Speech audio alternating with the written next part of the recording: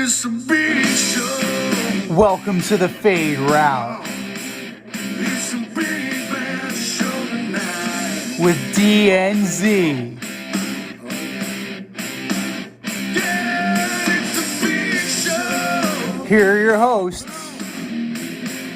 Cracking up, telling them lies. DNZ.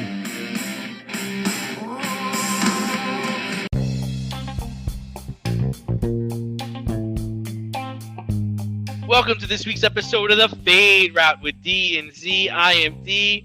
We've got a great show for you tonight. Ben Simmons plays basketball. Hey!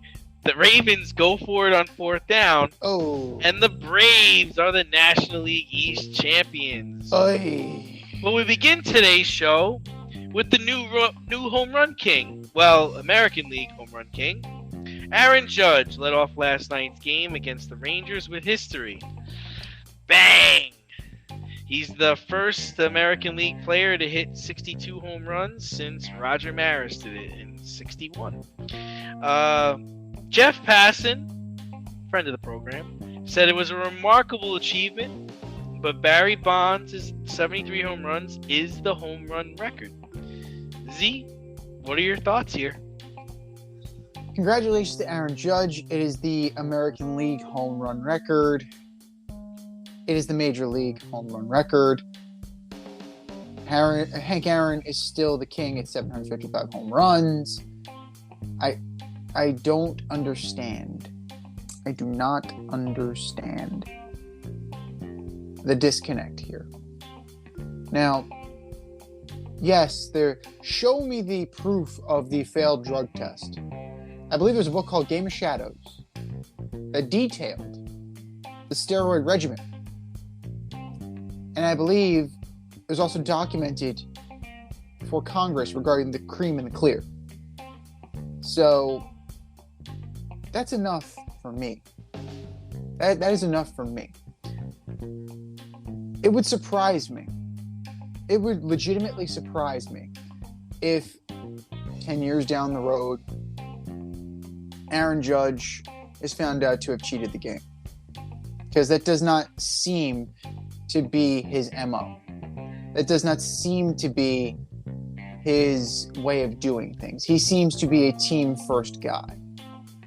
So, as far as the conflict between baseball purists and the new guardians of the game who just want to let everybody have a pass because of what's happened in the past and, just accept what was in the steroid era as part of the game rather than something that needs to be discussed and considered in a shameful way. Kind of like the pre-integration era, like the Black Sox scandal. This is something that cast a pall over the game. And Aaron Judge is caught in the middle of it. Roger Maris Jr. is caught in the middle of it. Now, granted, Roger Maris Jr. has some skin in the game because it's his dad's record. But people are going after Roger Maris Jr. and Roger Maris Jr. is clapping back on Twitter as he, has the right to do. But in my eyes, because of what we know, because of what has transpired, Aaron Judge is the home run king. So congratulations to King Aaron. And he's going to parlay this into a very lucrative contract. And possibly, if he wins the Triple Crown, that money's, and he's going to win the MVP, that money's going to get even higher. Well, yeah, he lost out on the Triple Crown. He didn't play today. It's an achievement. You can't take away that it's the AL record. I mean, listen, with Barry Bonds, Mark McGwire, and Sammy Sosa, they tarnished it. And Major League Baseball helped them. Mm-hmm. It's quite an accomplishment for this man. And also the guy who caught the ball, looks like it's fetching around $2 million. He's decided to keep it. He's not turning it over to Aaron or the Hall of Fame. He's probably going to send it to auction. It seems like we're dinosaurs, man, because everybody I've talked to have pretty much said the same thing, that it's not the record. Everyone seems to be on board with Barry Bonds being the best hitter of at least their generation. And that's the other problem, right? It's like nobody ever saw Hank Aaron. But most people, most of these people didn't see Hank Aaron that are really into baseball right now, and they didn't really see Roger Maris either. But Barry Bonds was 20 years ago. So you were growing up, you were 9, 10 years old. I mean, shit. I'm also calling bullshit on that too, because if we're talking about hitters, pure hitters, I got 2 guys that are better. Actually, fuck that. 3 guys that are better than Barry Bonds. Ready? Tony Gwynn. Yeah, 100%. Ken Griffey Jr. Edgar Martinez. Pure hitter. I agree with you, pure hitter, 100%. But I do not think people feared Edgar Martinez the way they feared Barry Bonds. Just look at Bonds' walks. I don't think they feared Tony Gwynn the way they feared Barry Bonds. I think they feared Ken Griffey Jr. I mean, he was revered, and I kind of wish he did take steroids, because then he would be the home run king. I mean, he was playing it safe, unfortunately. But it's I'm surprised. I'm surprised Jeff Passan even said that. I mean, I'm very surprised that this is the route that the majority of the people are taking, which leads me to believe that one day this man is going to get into the Hall of Fame. I mean, I'm not taking away what he did in Pittsburgh and what he did when he got to the Giants, but I mean, there's clearly a difference. I mean, the man never hit more than 50 home runs the year he hit 73. And there's no remorse behind it. I've said it for years. Like, I'm not on board with the steroid thing. No matter how you tap it, no matter how you want to spin it. I don't care if other people were doing it. I don't care if it, it didn't help you much, or it did help you, or you don't think it helped you, or it helped you recover. I don't care about any of that. What I care about is, how considerate are you? I mean, Mark McGwire admitted it and cried all over the place, but he wanted a job. He wanted a job at the Cardinals, and that was the way he was going to get it. Barry Bonds has never apologized. Andy Pettitte apologized. I give Andy Pettitte all the credit in the world, because this guy came on, I was like, listen, I was hurt. I did it while I was rehabbing. I was trying to get better, and I was trying to come back and help my team. You know what, Andy? I give you a pass for that.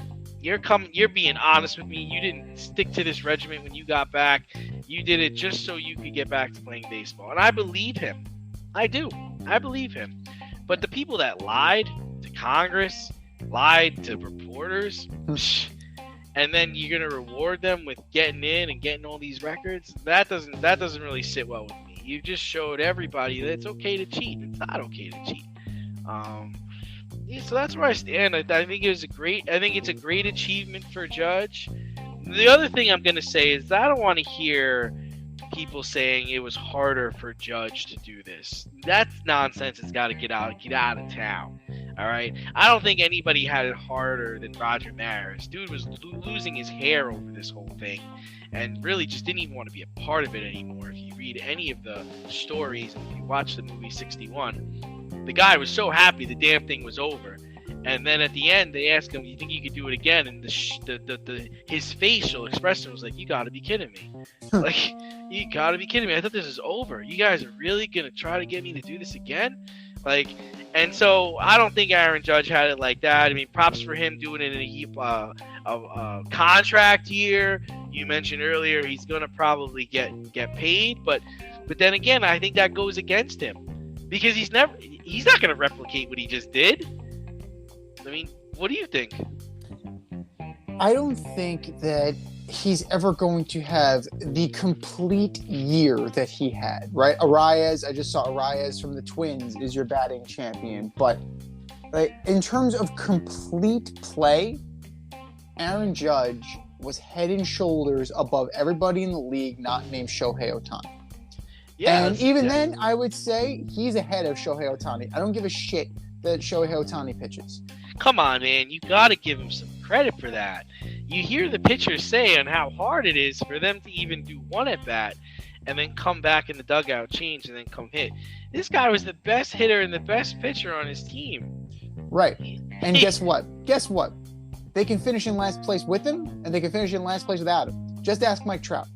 So, yeah, that's true. That's true. know- But I get that argument. I totally understand. But I think if he got the Triple Crown, he broke the record and went more than one above the record, then I could flip 100%.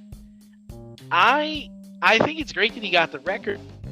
I really believe in Shohei Ohtani. I mean, it's remarkable to be on both sides of the ball, and he has so much to do with the outcome of his team winning or losing.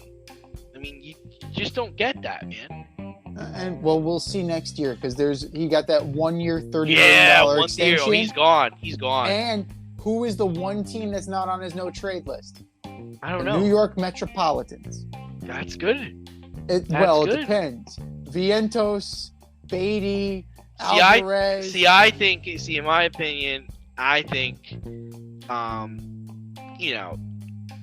he's probably gonna.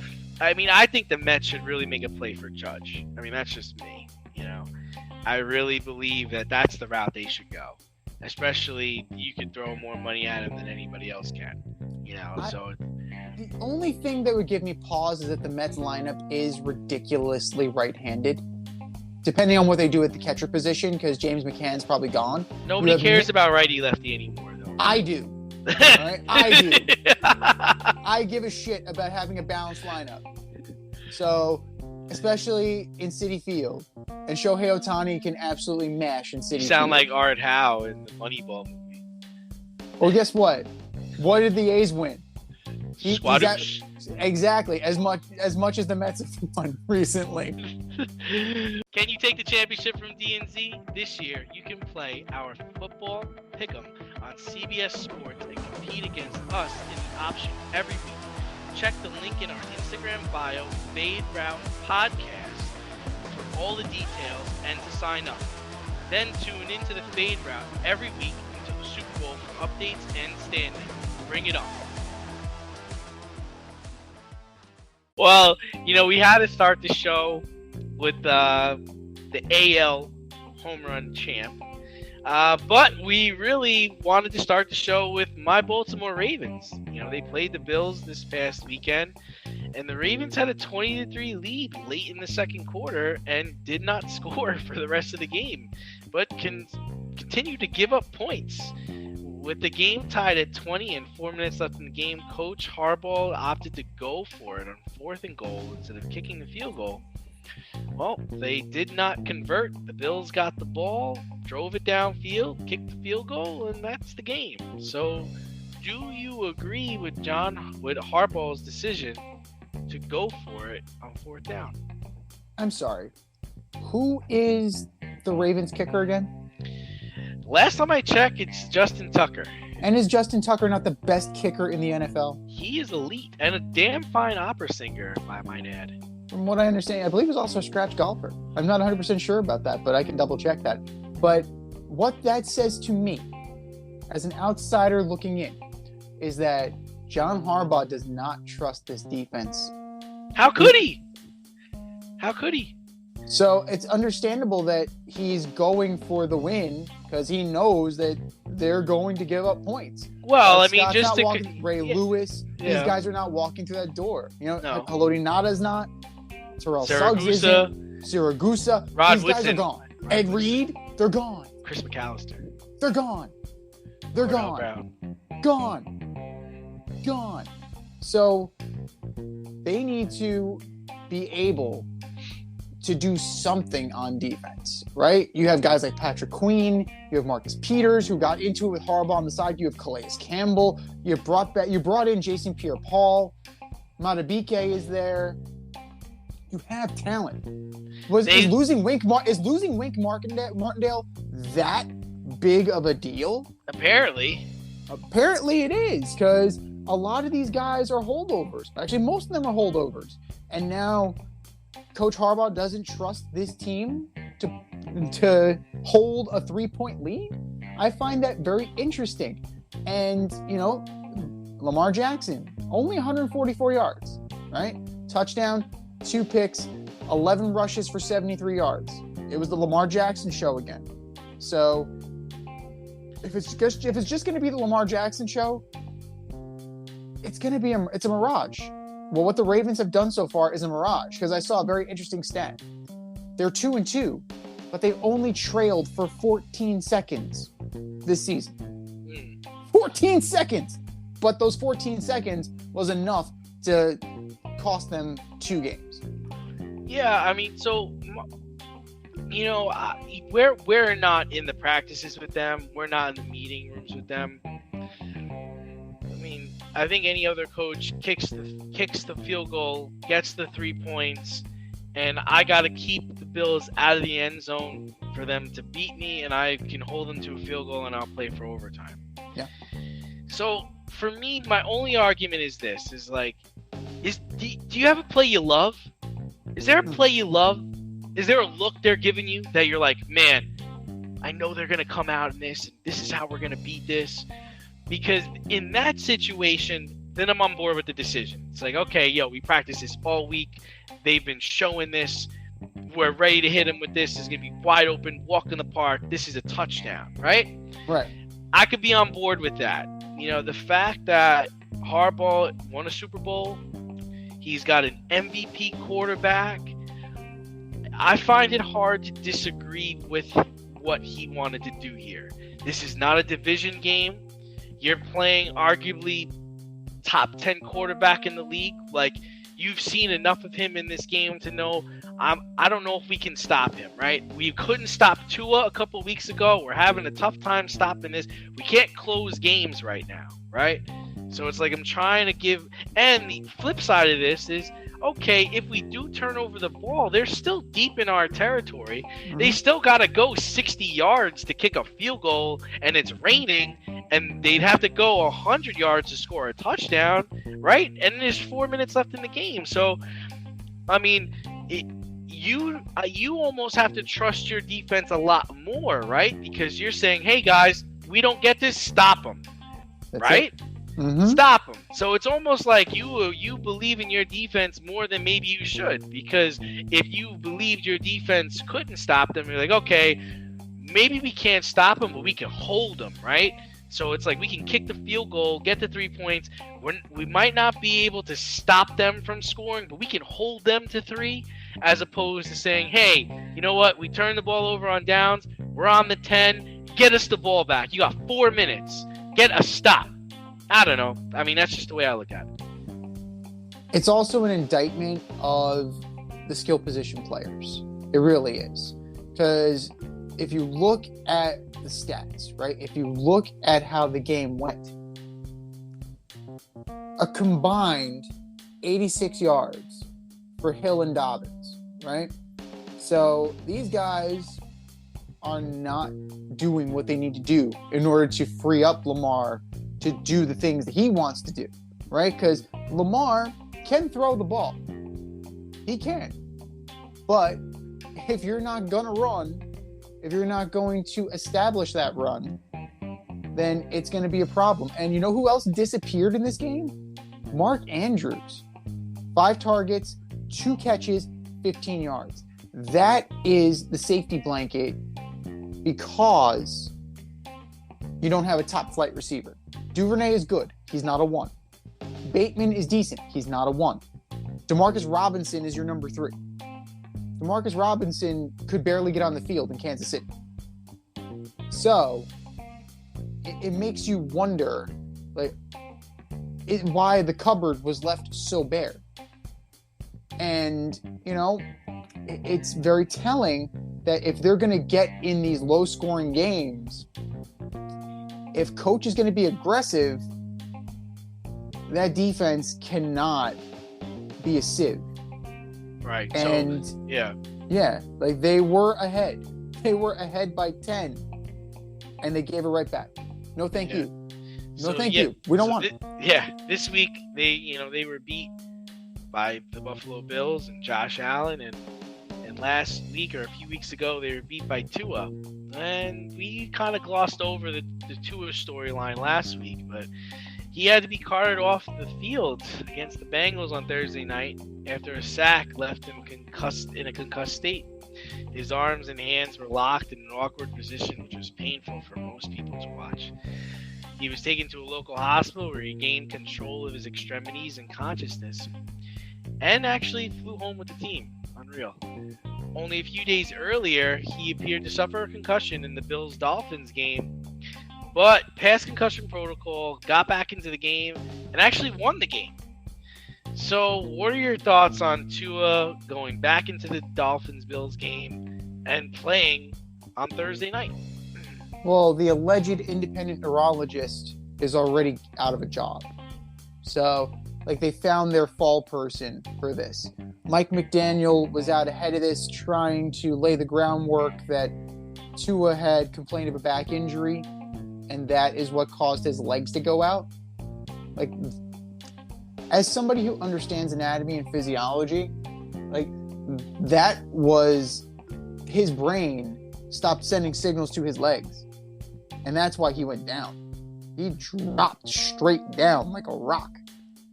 He didn't faint.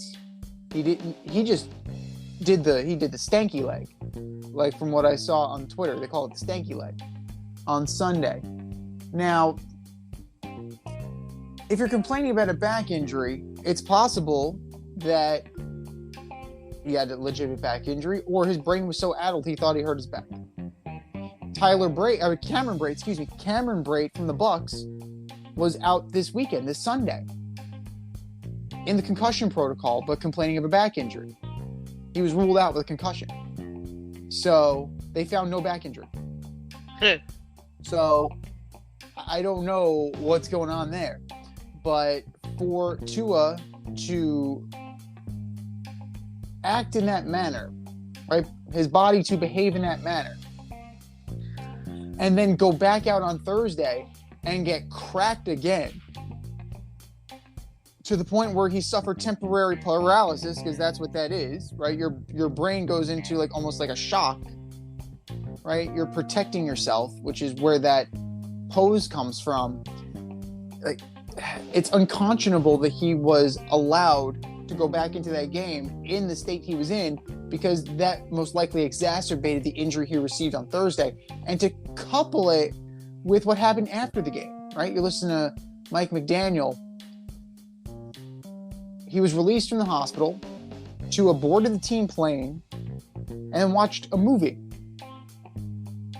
When you suffer a concussion, two of the things that you are damn sure not supposed to do are fly. Ask Ryan Church about that one, Met fans. And you're not supposed to be near screens. Those are two huge no-nos. And that's a problem. The Dolphins have a lot of explaining to do. Fortunately for them, they have a veteran quarterback in Teddy Bridgewater. Now, he threw that gut-wrenching pick to end the game, but I still feel like I'm okay because I have Teddy Bridgewater, and Tua needs to rest. Leave him out until he is healthy, because by doing the things you did, you may have significantly set him back. Yeah, I just don't get it, right? Is Tua that much better than Teddy Bridgewater? Nobody needed a medical degree to see that there was something wrong with Tua on Sunday. And then on the short week to play him again, that's just criminal. Teddy Bridgewater played for Drew Brees when DB went down with a hand injury. And I'm pretty sure he went 5 or 6-1. He's not incompetent. He's not like Josh McCown or Josh Rosen.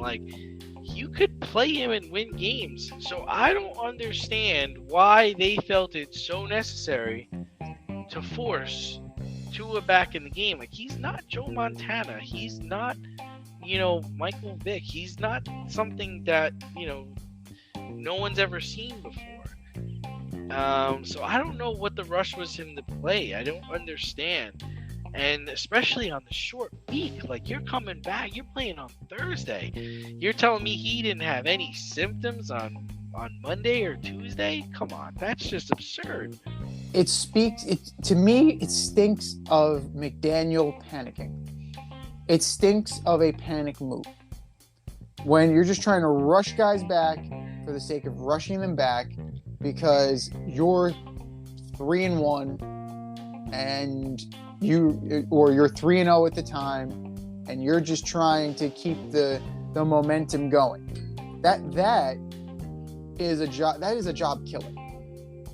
That is something. If you get the future of your organization addled and concussed to the point where he can't function anymore, that is a career ender. Much in the same way that Zach Taylor on the other side, right, was trying to get Joe Burrow killed for 2 years.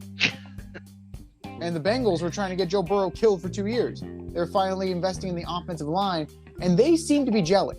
He only got sacked once this week. So they appear to be gelling.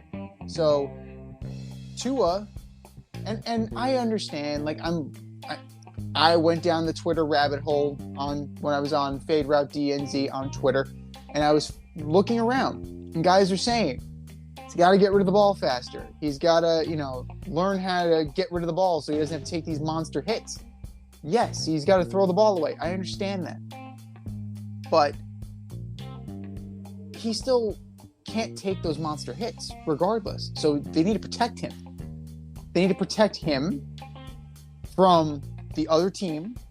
They need to protect him from himself, because I'm sure as an athlete, as a competitor, he wanted to go in. Right? I'm sure. Like, if he could even talk, right? I don't know. But as an athlete, your first instinct is to say, I'm good. Of course. I'm not even sure he was capable of doing that. Like, I'm sure his decision making was all jacked up. And that falls on the supposed adults in the room. That falls on Mike McDaniel. But look at, even it gets worse. So he clearly suffered a concussion on Thursday. Mm-hmm. We all assumed he suffered a concussion on Sunday. And the local hospital discharges him and lets him fly home with the team? Yeah. Like, what the hell is going on? Why was it so important for him to be discharged, to get on the team plane and go back to Florida? Why wasn't the conversation like, well, haven't watched much football, but I'm pretty sure, like, where was the team doctor saying, you know what, this could have been a leftover from Thursday. I don't think it's a good idea for him to fly. Let's hold him back. Like, is anybody give a shit about this guy? I don't know. I honestly don't know. Now, I really don't understand it. Like, I get that, okay, Hurricane Ian, you're trying to get in ahead of the storm, yada, yada, yada. But storms pass, right? Tua can stay in Cincinnati for a few days, I'm sure. He should have. Yeah. I mean, John Madden chartered a friggin' motor coach for the majority of his career. Yeah, if you want to get to Florida so bad, we're driving. We'll rent you a car. You can get on a plane. What if something would have happened on the plane? No goddamn way. Unbelievable. Need some last-minute fantasy football advice? Then the boys at the Fade Route have you covered. Tune in every NFL Sunday to Red Light, Green Light 1, 2, 3 with DNZ. D and I give you our top 1, 2, 3 fantasy starts, or green light, and fantasy sits, or red light. That's Red Light, Green Light 1, 2, 3 every NFL Sunday during the season. You can find us on Apple Podcasts, Spotify, and wherever you get the Fade Route. That's Red Light, Green Light 1, 2, 3 with DNZ every NFL Sunday during the season. But, the Cowboys, they're gelling. They're looking good right now. Surprisingly, they're 3-1 with their only defeat coming at the hands of the Bucs in the opener.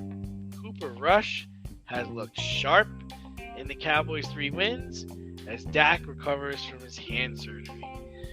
I know it sounds silly, but should the Cowboys go to Dak when he's ready to play, or ride the Cooper Rush wave? if you're to believe Jerry Jones, this is a good thing, right? It's a competition. The competition brings out the best in people, and Cooper Rush is 4-0 as a starter and all that jazz, and former Giant practice squad player. So, but if you look at him this year, 3-0, 60.8% passing, 7.2 yards per attempt, 737 yards, and 4 touchdowns. No picks. That's the number right there. No picks. Now, he's playing efficient football, right?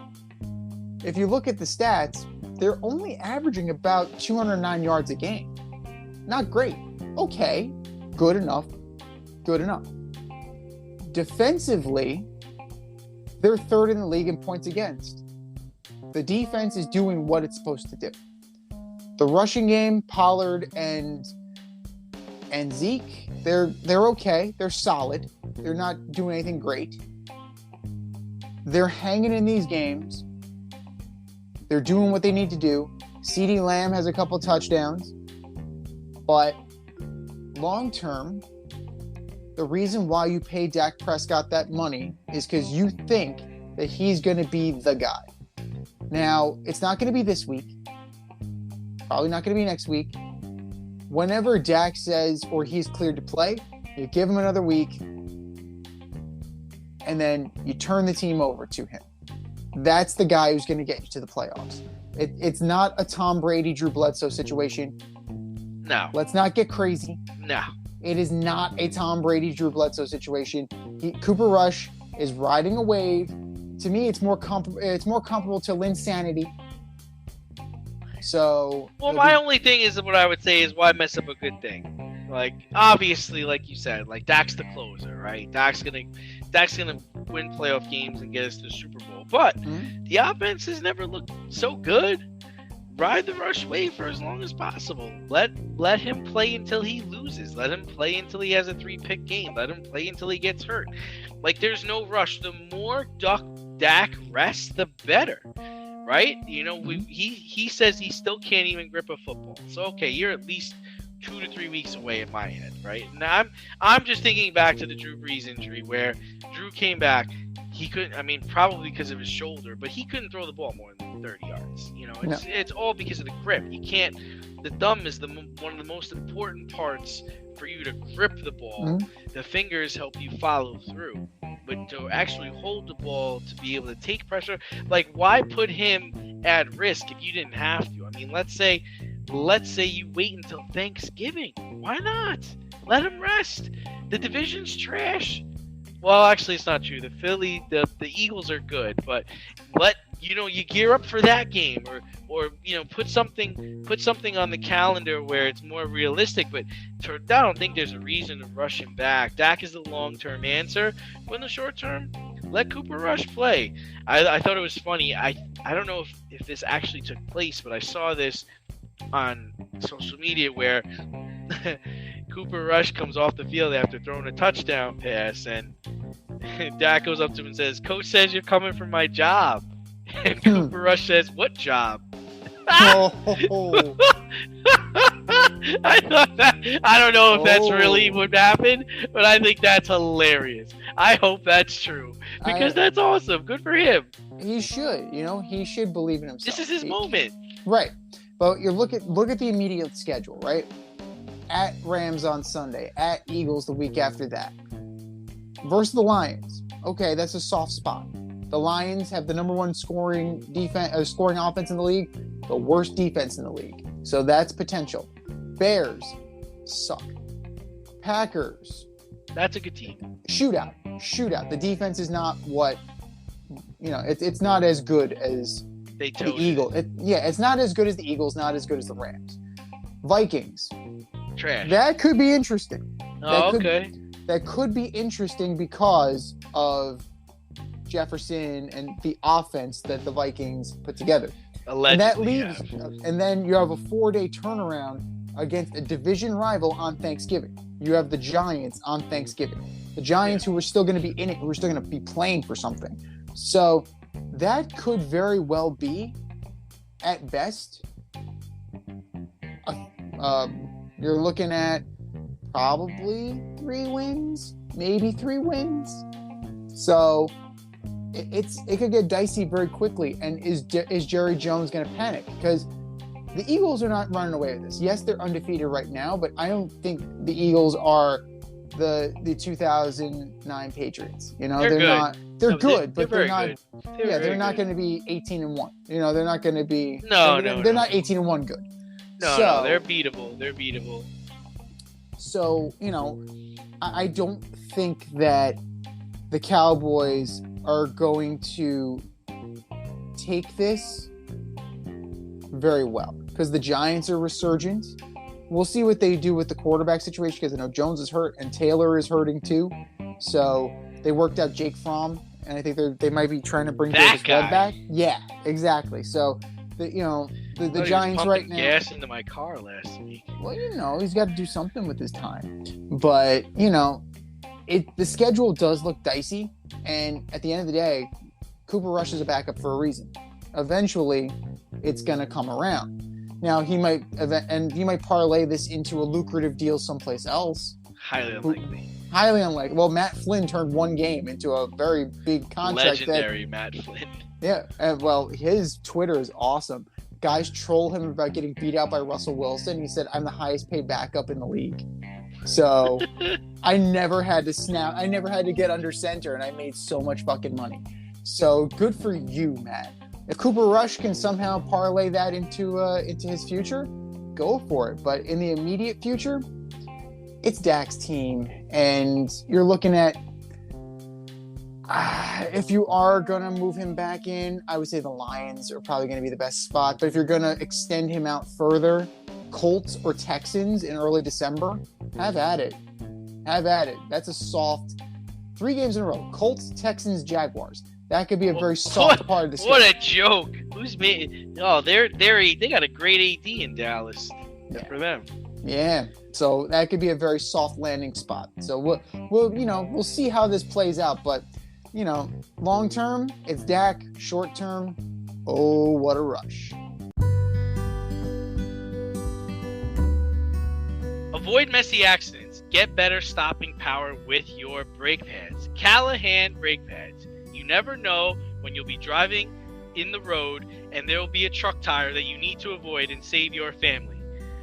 Callahan Auto. We really care about what's under your hood.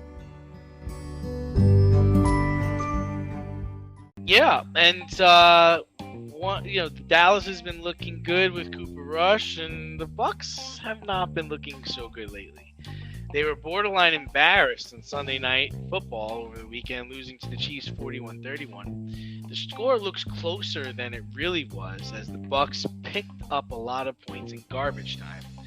The Bucs are sitting at 2-2 with back-to-back losses. Should Brady and company be concerned, or is it too early to tell? I am concerned about the running game.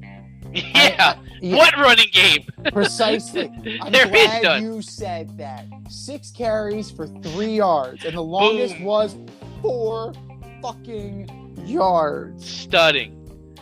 Now, Rachaad White got the touchdown. Who? You know exactly. I see 28 White on a Brady-led team. I think it's James White. Like, if I'm him, I'm calling James White. I'm like, yo, buddy, any chance we can get the band back together? We need you. I never in a million years would have thought they would miss Rojo as much as they miss Rojo. Like, they need to get something. They need a spark on the ground. Well, Rojo's it's not there. Did Rojo got any burn yet? No, but, you know, with Edwards Hilaire with 92 and a touch, Isaiah Pacheco, Rutgers' own, the Scarlet Knight himself, 11 for 63. I mean, they didn't need him. They didn't need him to begin with. So it was just a fuck you to the. It was a fuck you to Tampa Bay. So, but Brady, like, it was garbage time. But 39 to 52, you can't be that unbalanced. You just can't be that unbalanced. Look what the Eagles, the Chiefs were able to do. They played like the way the Eagles used to play, very balanced football, and the results were there. And that absolutely insane play where Mahomes is just toying with defenders and flipping it into the end zone to Edwards-Helaire for a touchdown. Just absolutely. I mean, Patrick Mahomes is just on another level. But the Bucks definitely need to be concerned about whoever's not named Mike Evans, because Gage didn't show up. Cameron Brate left with a concussion. Godwin, 60 yards, 7 for 59. Whatever. It's not going the way they had hoped it was. That it's not drawn up. It's not going the way they drew it up. And losing fumbles certainly did not help either. You can't win the turnover battle. You can't lose the turnover battle and still manage to stick with the Chiefs. It's not going to happen. Listen, Tom was 39 and 52. For 45 years old, that's pretty damn good. 3 touchdowns, no interceptions. Evans had a day over 100 yards, 2 touchdowns. Here's the deal. It's a 17-game schedule, man. There's an extra playoff team. The NFL has made the regular season really not worth anything here. The Bucs division is soft. Who are you worried about? You worried about Atlanta? No. You worried about New Orleans? Not after London. New Orleans, who had to start Andrew Dalton over the weekend. The Panthers and Baker Mayfield. Good Lord, man, that kid. What happened to that guy? So really, they just need to get hot in December. They just need to heat up in December, and they'll be dangerous. Listen, their defense is not going to go around giving up 41 points every weekend. That's for sure. I do agree with you. They need to run the ball. Regardless if you're winning, losing, what the score is, you got to establish some kind of run game. But, Brady's back there just flicking it to everybody. And, Godwin's still trying to get healthy. And Evans is just a monster. So, Cole Beasley caught his last pass as a pro. Oh, God. Cole Beasley. But the one thing they have going for them is Tom Brady has not lost 3 games in a row since 2002. And the next 3 games, you have Falcons, Steelers, and Panthers. That should be 3-0. The cure for what ails you. The Falcons, the Steelers, and the Panthers. Because I'm looking at that October 27th game, right? The showdown with Lamar Jackson and the Ravens. That's going to be a good game. Because then you start getting into the Rams, Seahawks, whatever. The Browns, they're not a pushover. They're good. Yeah. They're good. Saints are who they are. Division game. Saints have picked off the Bucs before. Oh yeah, he has trouble beating the Saints for some reason. Yeah, but then you're looking at Niners, Bengals, Cardinals. So you still, Niners defense is legit, man. Yeah. So the end of the season, that latter third, that upper quartile of the season, that's going to be a tough sled. So build up some wins while you can. These next 3 weeks are crucial for Tom and the guys to build their chemistry, and you have to think that they're going to figure out a run game. Yeah, I'm not really overly concerned with Tom and company. He's been down this road before. He knows what it takes to win. As long as he's healthy, they've got a shot.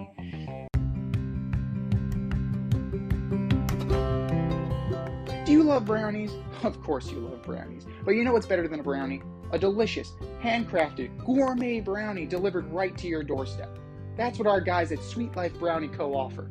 Chef Tommy D and the crew offer a dozen delicious delights that you will crave, from the classic OB to Dutch apple to campfire s'mores and many more. Check out their website, sweetlifebrownieco.com, for their Friday brownie drops. At noon, their site goes live and you see what they're making. Since you're there, become a site member and earn points. You earn 50 points just by signing up. Make sure you follow them on Instagram and Facebook too, at sweetlifebrownie_co, for the latest updates and their latest releases and creations. That's sweetlifebrownieco.com. Give them a call, 845-641-3043, and tell them D&Z sent you.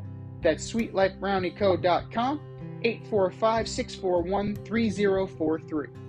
Sweet Life Brownie Co., because there's always room for a brownie.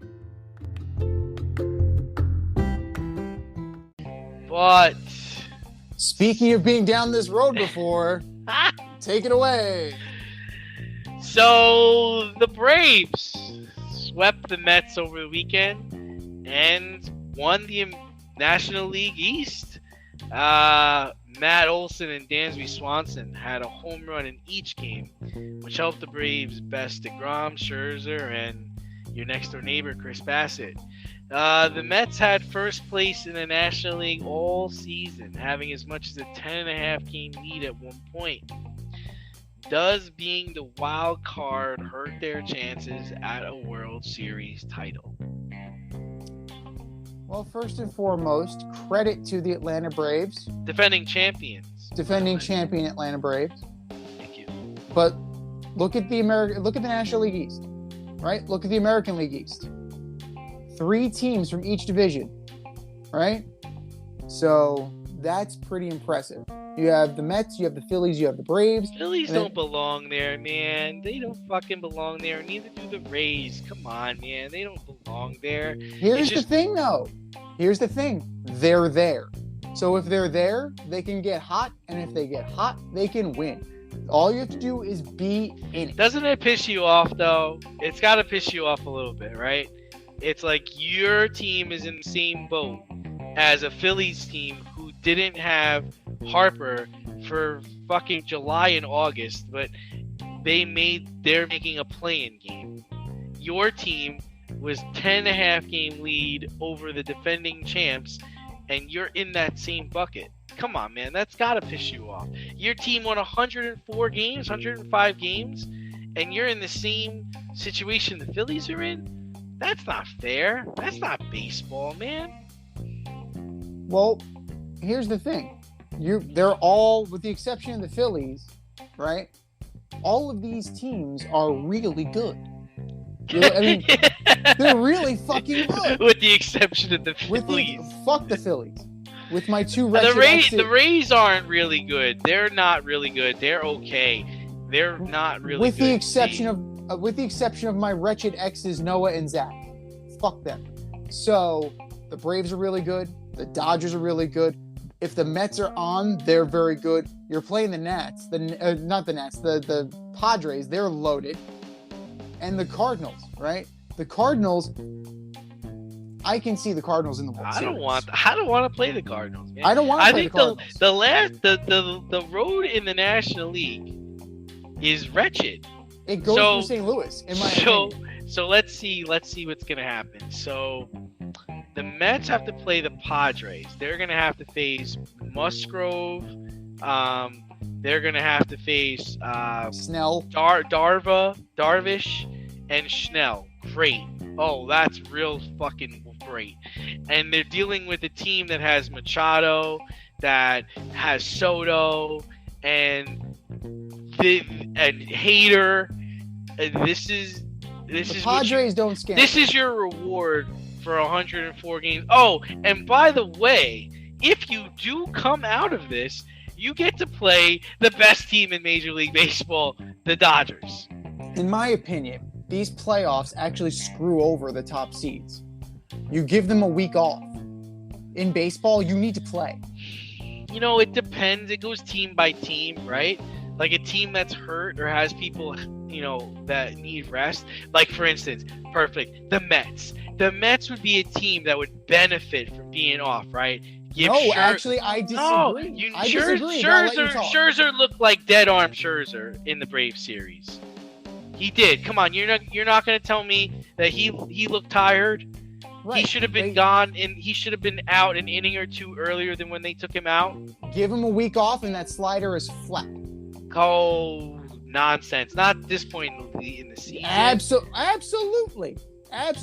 You give him a week off, and he's off. So you're saying you Jacob like your deGrom, chances? You give him a week off, he's gonna be. What about your guy Sterling Marte? Couldn't he use some You time gave him off? 2 weeks off. You gave DeGrom 2 years off. So, but Listen. Starling Marte can't grab a bat. He can't grab his dick. Not with both hands. So Starling Marte, you know what? If he can't grab a bat, he can't grab a bat. It's the worst possible time. But it underscores, right? if the Mets had Starling Marte, they would have put up more of a fight. That's for damn fucking sure. Stop. No. Stop. Starling Marte changes how this team plays. He's not an all or nothing hitter. And you saw it. He's a doubles, triples, home run. The home He's run a fantastic player, but at the end of the day, it was a 10.5 game lead. The Braves got rid of their best player this year. Their second best player is coming off an ACL tear. They lost their best second baseman. They got 3 kids up on the team that, I don't know, they're barely hitting over 250, 260. If not now, then when? This was it. This is it. This is it, man. It's actually not. I'm glad that you think it is, but it actually isn't. But look at the Padres, right? They played 6 games over 500, right? They were only 6 games over 500 in the second half of the season. The Mets were 22 games over 500. The Braves just outplayed them. It's okay. It is okay for the Braves and the Mets to be good. One does not mean that the other isn't true. The Braves played out of their mind. They won 75 games in that span. The Mets were only 22 games over 500. So 22 games pretty good. The Braves were just better. Now, what scares me is this week off for these teams. Like, I don't know. Like, for example, the Yankees. Will Cleveland give them a scare? Possibly. Garrett Cole is definitely going to be off with a week off. Right? He's not Justin Verlander. Justin Verlander is going to mow down the Mariners. So it depends. It really does depend. Like, you give Kershaw a week off. That curveball's not going to be as crisp as it is if he was playing regularly. Like, that's just the way baseball is, man. We see it all the time. You need to build that momentum. And being off is going to cool off your momentum. That's just how it works. How many wildcard teams have won the World Series? You get hot, you get from that position, you can make it happen. It's as most recently as the 2019 Nationals. They got hot at the right time. And that's why the Cardinals scare me. They are hot and they are good. Are you in need of air care maintenance or service? I have the company for you. Air Care Technicians. They service the Westchester and Northern Bronx area and can help you with all your heating and cooling, maintenance, and service needs. Just give them a call at 914-315-1547. Again, that's 914-315-1547. Or shoot them an email at aircaretechnicians@gmail.com. These guys are the real deal as they are veteran-owned, licensed, and insured. Make sure to tell them that D&Z sent you. Well, one person that benefited from some time off was your buddy Ben Simmons. Speaking of a guy who had like 2 years off. He played a basketball game. Wow. And Kyrie Irving and Kevin Durant were on the court too. The Nets lost to the 76ers in a preseason tilt over the weekend, but it was the first time Simmons played in about 2 years. And it was the first time he played with KD and Kyrie. So I ask you, Z, how good can the Nets be if these 3 guys can play together all season? It does not preclude that there's chemistry, right? So 127-108 was the final. If they're able to develop some kind of chemistry, if they're going to be able to do these things, and if Kyrie Irving keeps his head on straight, I still contend that they can be a 4th seed. They're not going to run away with anything. They're not gonna. Like, they're just not going. Oh, you don't think they're going to be like the Warriors and only lose 9 games? No. I mean, listen, they can compete for a title. It comes down to 3 things, in my opinion. What can Steve Nash do for Ben Simmons? I was talking to a guy yesterday about Ben Simmons, and he thought the world of him. He thought he had so much talent. He was such a good player, and I don't see that. I see a guy who has talent, but he doesn't know how to really use it on the basketball court. And can Steve Nash turn him into? Imagine if Ben Simmons could shoot. I mean, we know he could deliver the basketball. He does play defense. And he can run up and down the floor with the best of them. But if he could pop a three, or if he could be revered as a shooter, man, that changes the dynamic of this team. Mr. Defensive Stalwart was -10, by the way. Nice, good start. Solid.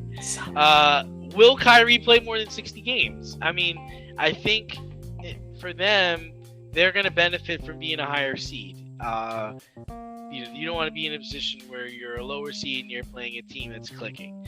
And then will Kevin Durant decide that he wants to win a chip, or is he still just chasing experiences?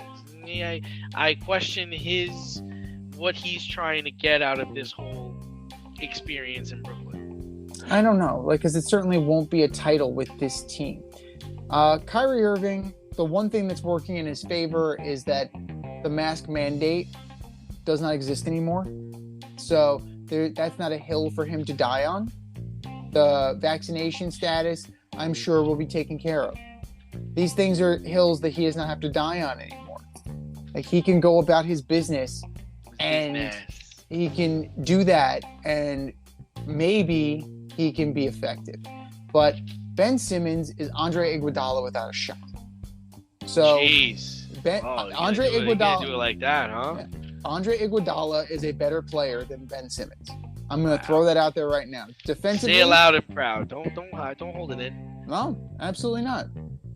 Iggy's a good player, and it's a shame that he does not get his just desserts. He's a very good player, but that is the level of defense that Ben Simmons brings to your team. If he gives you anything offensively, it's gravy. But what he can't do is be the focal point of a team's defense, right? We can't let's foul Simmons. Let's just hack a Ben and call it a day. That's going to be a problem. So it's going to fall more on Kevin Durant. It's going to fall more on Kyrie Irving to actually keep Ben Simmons away from the basketball. So that is going to be the issue. Because he can't shoot. The kid can't shoot. No matter what you do, he does not shoot. He'll rebound. He'll pass. He got a steal the other night. The kid just cannot shoot. So I don't know what this team really is outside of the alleged big three. You got Joe Harris. You got Patty Mills is still there. Seth Curry is there. I mean, you have one of the Morris brothers. That's not a great roster. It's not a great roster. On talent alone of the big three, they can make noise. They absolutely can. But we thought the same thing about Kyrie, KD, and James Harden. And the only noise they made was a whimper. I need to see more. And the way this season is going, the way everything is shaping up, we're going to see more. We're definitely going to see more of them. But Philly's a better team. Philly's going to continue to be a better team. And James Harden wasn't even there. So can they compete? Yes. Will they be an upper seed? Middle of the pack, tops. But at the end of the day, it's all about what they want to do.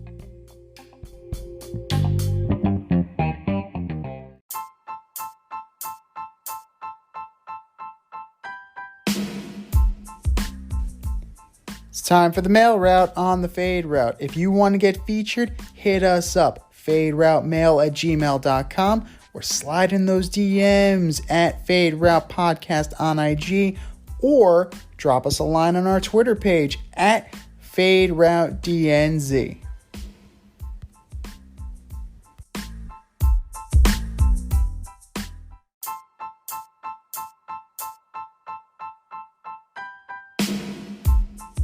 All right, boys and girls, we have a full email box for you today. And if you want your email read on this here show, hit us up, faderoutemail@gmail.com. Slide in our DMs on IG at Fade Route Podcast, or hit us up on Twitter at FadeRouteDNZ.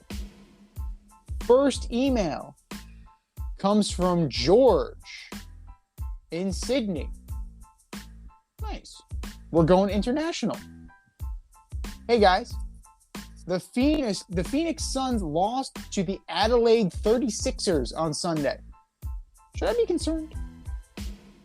I don't know if that's ever even happened before. If a professional team is lost to a team of that magnitude, I think it's caused a concern. I think the big issue with the Suns is DeAndre Ayton. He hadn't talked to Monty Williams since they got kicked out of the playoffs. Remember, he signed a 10-year with the Pacers, which was matched by the Suns. It's got to be awkward there right now. I think they're just really holding on to him until they can trade him. And I think as soon as they're able to trade him, they're going to trade him.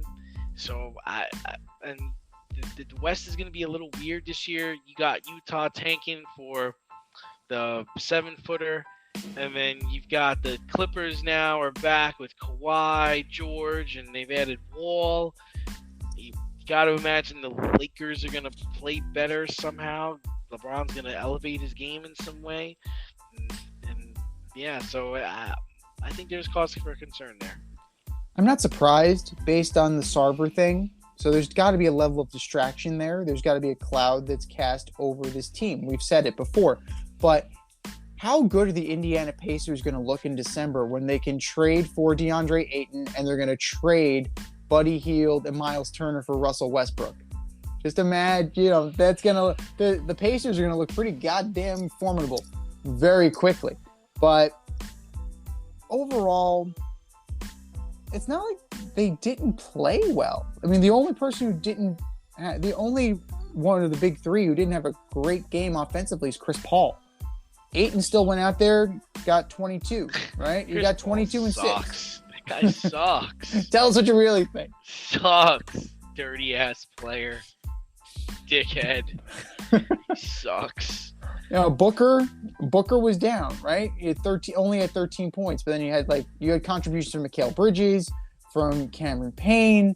You had guys that were stepping up, and it is still the preseason, so it's to be expected that you're gonna get some bumps in the road. Kudos to the team from Australia, the Adelaide 36ers.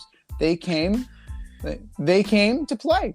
And that's what happens. You can clip a team. You definitely can clip a team. And they're pros too. But it's weird. It's a weird situation.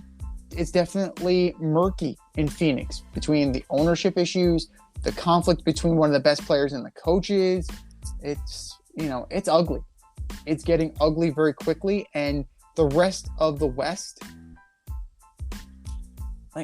Minnesota has overtaken Phoenix. If they're going to play like this, Minnesota is already there. So I think that it's going to be very interesting to see how this progresses, but it may just be rust and they'll bang it out real quick and they'll be okay. Email number 2 comes from Connor in Salt Lake City, Utah. Zach Wilson led the Jets over the Steelers late on Sunday. Can you guys stop crapping on the Jets and admit Zach Wilson is the Jets quarterback of the future? No. I guess this guy went to BYU. No. No. I mean, listen, I was actually more impressed with Kenny Pickett. I mean, he threw some bad passes, but, it's the new era has arrived, which we all thought was going to happen. I will give Zach credit. I think it was pretty impressive that with limited practice, he was able to go into Pittsburgh and beat the Steelers. Now, granted, the Steelers aren't the Steelers of old. They don't have one of the Watt brothers, and they don't have the talent at linebacker that they've had in previous years, but the Steelers were trying to win that game. And, they had a nice trickery with the Berrios to Wilson touchdown. It's very cute. So Best fans on the team, baby. I'll give him his dap. I think he played really well. I'm actually might take the Jets this weekend too against the Dolphins. So I think they're heading in the right direction. It's trending in the right direction. Dolphins, Packers, Broncos, Patriots, Bills. That's your next 5. Realistically, 3-2. They can possibly pull that off. That's within the realm of possibility. The Broncos are trash. I don't know how they have the record they have. The Broncos do play defense though. Their offense is trash and Russell Wilson's trash. But they do play defense. They got a top 10 defense over there. So, but that's going to be an extremely low scoring game because you're running the rock with Latavius Murray and Melvin Gordon. Is that game in Denver? That game is in Denver. Yeah, so that could be tough. So that's going to be the battle of McManus. That's going to be the place kicker's dream. That guy. So the Pats are no great shakes. The Jets should beat the Patriots. They might not, based on just the fact that the Patriots are in the Jets' heads always, forever. But talent-wise, the Jets are better than the Patriots. The Jets are better. They definitely are better. Now, yeah, Kenny Pickett was kind of put into an untenable situation because Mitch Trubisky stinks. So you got your feet wet. He's going to move forward. Zach Wilson, the 2 picks you don't like. The 2 picks you really don't like. But, 18 to 36 for 250, solid. About 50%. Exactly 50%. So a little under 50%, I should say. And a touch. So, there's a spark there that is not there with Joe Flacco. But there's lots of things that are there that Joe Flacco is not there.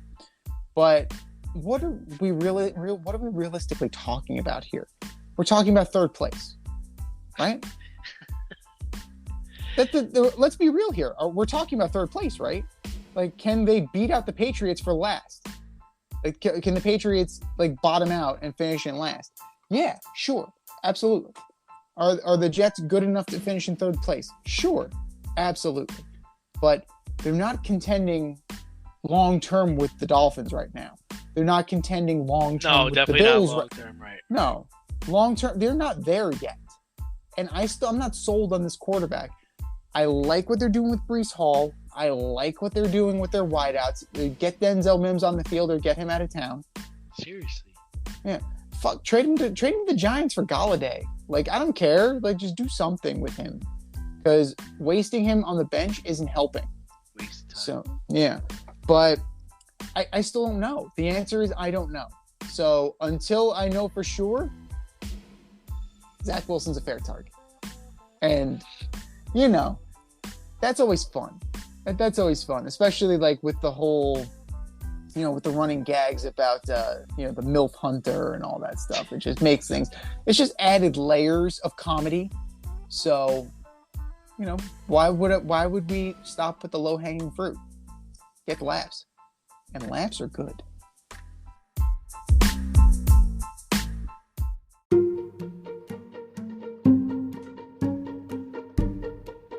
The Fade Store presents the Alleged Superstar of the Week Award.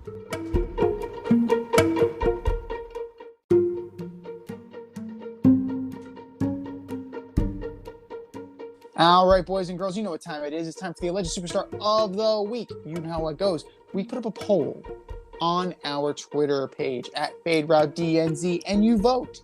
And you vote, and you vote, and you vote. And the winner of said poll gets the coveted ass trophy and a spot on this here show. And do you know who won the coveted ass trophy last week, Dave? I don't. Brett Favre. That guy. His copper fit and his Wranglers and his embezzlement and his stealing from welfare. Well earned, Brett. Well earned. But that was last week. This is this week. Who are your nominees for Alleged Superstar of the Week, D? All right, first up, I have Barry Bonds. Because of your alleged steroid use, people are confused on who the home run champ is. It's made it hard for people to celebrate Judge's 61st home run, and it's made other people not even care. So, Barry Bonds, you are my alleged superstar of the week. Next, Jalen Ramsey. You sure do talk the talk, but you hardly walk the walk on Monday when Deebo Samuel caught a quick slant, and you backpedaled and then jumped at his ankles like a high school freshman trying to tackle a varsity player. Jalen Ramsey, you are my alleged superstar of the week. And the last is the NFL. After witnessing what happened to Tua on Thursday night, I'm concerned Thursday night football is not a good for any player. The Miami Dolphins, their head coach in the NFL, failed Tua on Thursday. So those are my alleged superstars of the week. What do you got, Z? Piggybacking off of yours, I'm going to go right in. Miami Dolphins. What the fuck are you doing? What the fuck are you doing? I'm going to put it plain and simple. I got a Bud Light hard soda in me. That's it. The gloves are off. Like, I'm good. What the fuck are you doing? You're trying to get to a Tagovailoa kill. Plain and simple. He got concussed. It's as plain as the nose on your face. He got concussed on Sunday. And you trot his ass back out there on Thursday to get concussed again. Then, you put him on a plane. And you make him watch MacGruber with his coach. I don't know what's worse. He's on the plane or he's watching MacGruber. Miami Dolphins, you're failing this kid. You're failing this kid. If you believe he's your Troy Aikman, you don't literally have to make him Troy Aikman with all the head injuries. Miami Dolphins, you are my alleged superstar of the week. Mets starters. What the hell? What the hell? You guys are supposed to be the big guns, right? Like, the rotation's lined up. Great. Fantastic. Wonderful. Congratulations, gentlemen. Congratulations. But at least you're set up now to take on the vaunted, overhyped San Diego Padres. Excellent. You're that little engine that could. Good job. Mets starters, you are my alleged superstar of the week. Antonio Brown. This is getting uncomfortable. It's getting uncomfortable pretty quickly. Antonio Brown allegedly exposed himself in a pool in Dubai. That's bad. And, the New York Post put a semi-censored video of him up. And the first thing I see in that video is, Brown's ass cheek. And that's all you need to know. And the rest had to be blurred out. But I think you can figure out what happened next. It's just the next in a series of events with Antonio Brown. And, it gets sadder and sadder by the day, but somebody needs to intervene on his behalf and tell him he's like, dude, knock it off. Like, you need some serious help. Antonio Brown, you are my alleged superstar of the week. Those are ours. We said our piece. Go to our Twitter page at FadeRouteDNZ and vote. And vote, and vote, and vote. And for our nominees.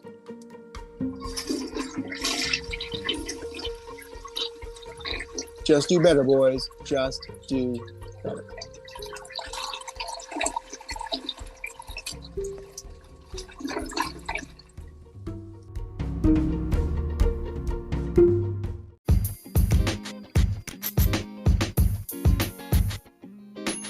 Your favorite podcast has its own merch line now. Go to the Fade store with DNZ.com today for all your Fade Route merch needs. I'm talking tank tops, t-shirts, sweatshirts, like yoga pants, we got those too. Like some cool accessories, we got those too. And we're not done yet. We have so much more planned for you, but check out what we have today at the Fade store with DNZ.com. That's the Fade store with DNZ.com.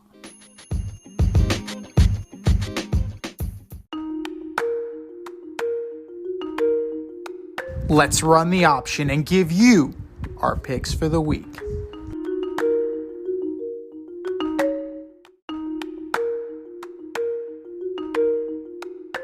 It is the option for week 5. We're already in week 5. This is flying by. But you know what else is flying by? our CBS Pick'em League. Join today, get in on the action, and you can take home some prizes and you can take home some bragging rights. Speaking of flying by, everybody else in the league flew by us this weekend, D. We're now in second to last and last place, respectively. So we got to up our game because we got some stiff competition. Congratulations to Zach. 13 wins this weekend. Congratulations. Awesome monster weekend. But that was last week. This is this week. Let's see what you got. Starting off Thursday night, Peyton Manning Bowl. The Indianapolis Colts at the Denver Broncos. Yeah, I'm just taking Denver. No Jonathan Taylor has me a little concerned. I think Denver gets it done. That sounds about right. No offense to speak of, right? At Matty Ice, sucks. Jonathan Taylor, not going to be there. This game is going to be won on defense because, frankly, the Broncos aren't in great shakes either. So it's going to be ugly, and Brandon McManus is going to have a day. Sunday, God save the Queen. We're back in London, baby. We are back in London. The 3-1 New York Giants, who may be without both of their quarterbacks, take on the 3-1 Green Bay Packers. Yeah, I'm pretty sure that Eli Manning scored the first ever touchdown in London. I'm taking the Packers, though, in this one. I'm taking the Packers as well because I don't know who the quarterback is. If it's Taylor, okay, I'm warming up because it's sure as hell I don't think it's gonna be Jones.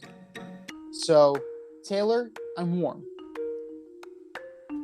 Webb, okay, I'm a little cooler. Jake Fromm, why are we even making the trip? So why even bother? Just here you go, Mr. Rogers. Have a nice day. We're gonna go enjoy our bye week now. 1 o'clock. The 1-3 Steelers go into Orchard Park to take on the 3-1 Buffalo Bills. Yeah, they'll leave 1-4. I'm taking the Steelers. I'm taking Buffalo. Buffalo's going to beat the crap out of whomever is starting, whether it's Pickett or Trubisky. So it's going to be a bloodletting. Buffalo wins pretty handily. The 2-2 Chargers come east to take on the 2-2 Cleveland Browns. Taking the Browns. Playing well. I like the Browns here as well. Like, I'm still not sure if Justin Herbert's healthy, so it's very close. So looking at the stats, they give up 23 points, they score 27. The Chargers score 23, they give up 27. So it's very close. And 27-23 could very well be the score. I'm taking the Browns. The 0-3-1 Houston Texans take on the 2-2 Jacksonville Jaguars. I like the Jags. I thought they played the Eagles nice. I mean, there's a lot of turnovers, but I'm taking the Jags. This is going to be tough as a division matchup. Texans are going to play hard. They're playing hard for Lovey. Jags are much more talented. Jags win pretty easily. The 2-2 Bears go into Minnesota to take on the 3-1 Vikings. Oh, I'm taking the Vikings, and I love the Vikings defense in this one. I want to take the Bears to be a jerk. I really do. But I can't. Like, Khalil Herbert's good. Like, Justin Fields is going to get killed. He doesn't... He had more... I was having this conversation at work today. He's had more talent at Ohio State than he does with the Bears. And they're not that far off. At one point, he had Olave and Garrett Wilson. So... yeah, I'm going to go with the Vikings pretty handily. Dalvin Cook's going to have a day. The 1-3 Lions go into Foxborough to take on the 1-3 New England Patriots. I'm taking the Lions, man. They're not going to, New England's not going to have Brian Hoyer or going to have Mac Jones. So I'm taking the Lions. You don't believe in the immortal Bailey Zappi, who looks just like Mac Jones when he puts the helmet on? Negative. He looks like he plays Mac Jones on a Netflix series. Oh, Varsity Blues. I don't want your laugh, Dad. It's tempting. The I Lions don't want your life. That's right. Can we get James Vanderbeek instead? Can we just do that? This is tough. Like, I'm almost tempted to pick a tie. Like, the Patriots are that banged up. Zappy, I don't know what Zappy is. I know the Lions defense is fucking atrocious. They're the 32nd ranked, they're the 32nd ranked defense in the league. They have the number one scoring offense in the league. Like, I don't know what to make of that. That being said, I think I'm going to take the Patriots. I think they'll figure out a way to stifle Jared Goff and the immortal Jamal Williams. The 2-2 Seahawks at the 1-3 New Orleans Saints with Andrew Dalton most likely under center. Hawks. I love Teddy. I love how Gino is having his year. Great. I hope he wins comeback player of the year, and he's starting at quarterback for me this weekend. Go Hawks. Pretty handily too. We'll see if Kamara plays. We'll see if it's Andrew Dalton or not. We'll see. But Saints are ridiculously banged up. The 3-1 Dolphins at the 2-2 New York Jets. I'm taking the Jets. Said it earlier. Miami's got Teddy, but I have a feeling Jets are gonna win this one. I like the Jets here too.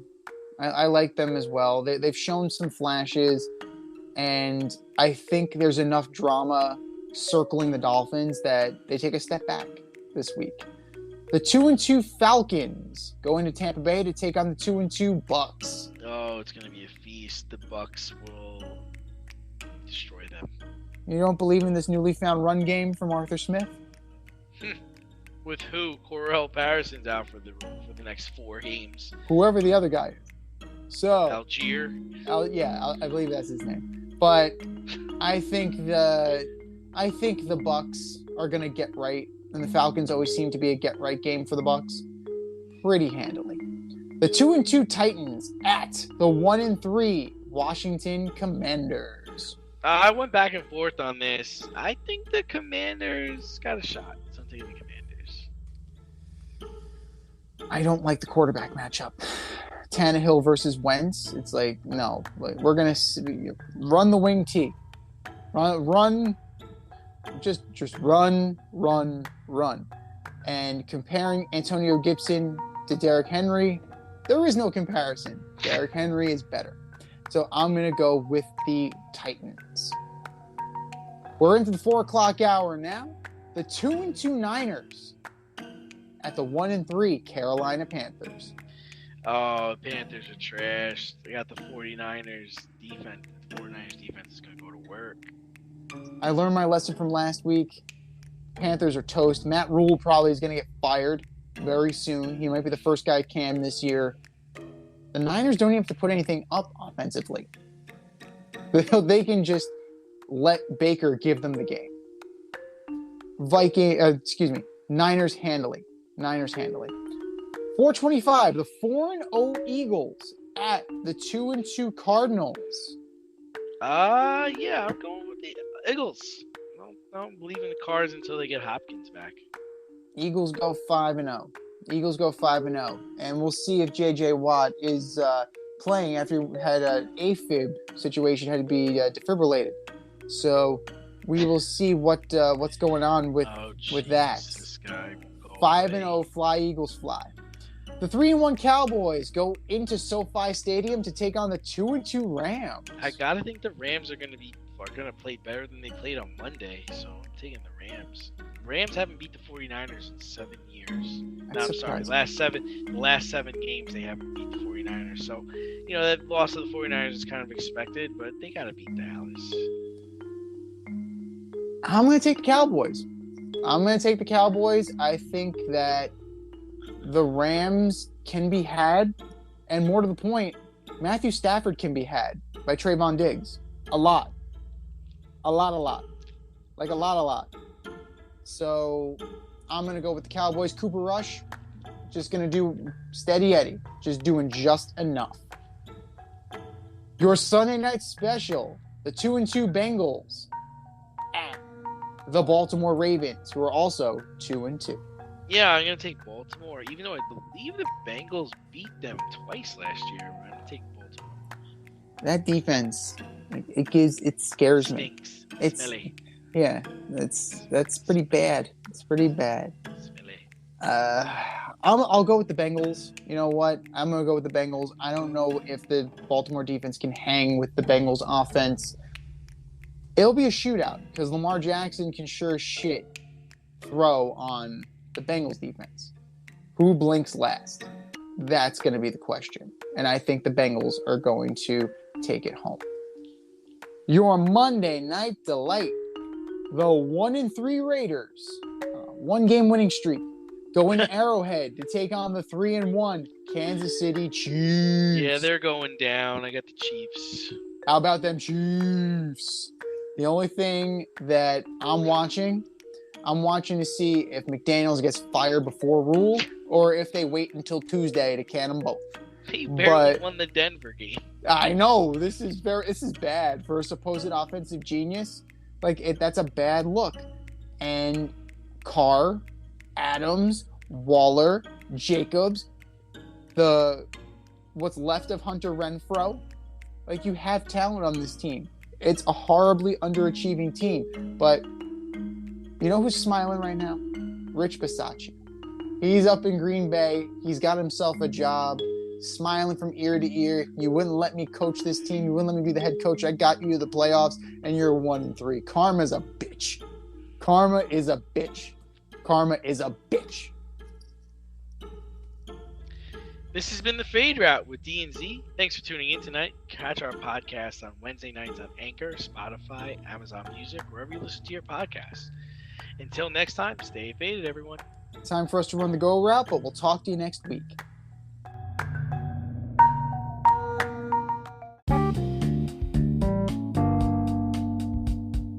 If you want to get on the action, we want to hear from you. Hit us up, faderoutemail@gmail.com. Slide in our DMs on IG @FadeRoutePodcast. Drop us a DM on Twitter @FadeRouteDNZ. Comment on our YouTube channel, The Fade Route with DNZ. Questions, comments, picks, segment suggestions, you name it, we want to hear from you. Get at us, in crowd. Thanks for listening to this episode of our podcast. If you like what you heard and want to hear more, be sure to like and subscribe on your favorite podcast platform. Rate us 5 stars, leave us a review, turn on subscription notifications, and tell your friends. Spread the word, spread it wide.